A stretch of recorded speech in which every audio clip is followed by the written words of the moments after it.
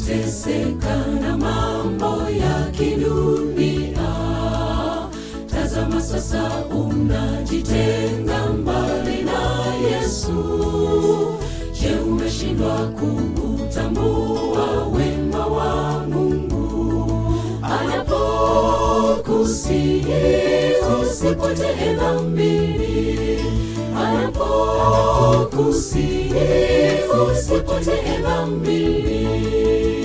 Mbona unateseka na mambo ya kidunia? Tazama sasa unajitenga mbali na Yesu. Je, umeshindwa kuutambua wema wa Mungu? Anapokusihi usipotee dhambini, anapokusihi usipotee dhambini. Neema yake Yesu Mwokozi imefunuliwa, nayo inatufundisha wanadamu tusitende dhambi. Neema ya bure bure kwa kila aminiye, haichagui Myahudi Myunani, ni kwa watu wote. Neema yake Yesu Mwokozi imefunuliwa, nayo inatufundisha wanadamu tusitende dhambi. Neema ya bure bure kwa kila aminiye, haichagui Myahudi Myunani, ni kwa watu wote.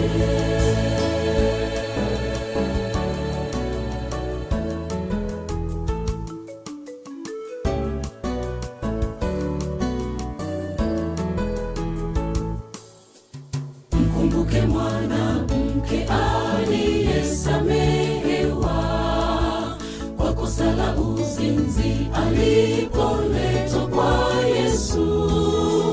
Yesu akamwambia usitende dhambi tena, na leo asiyetubuni msamehewe, na leo asiyetubuni msamehewe.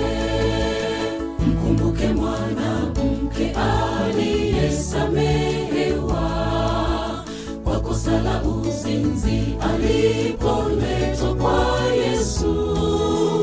Yesu akamwambia usitende dhambi tena, na leo asiyetubuni msamehewe, na leo asiyetubuni msamehewe.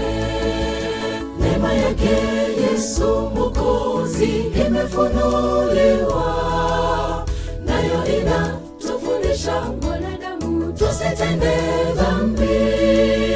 Neema ya bure bure kwa kila aminiye, haichagui Myahudi Myunani, ni kwa watu wote.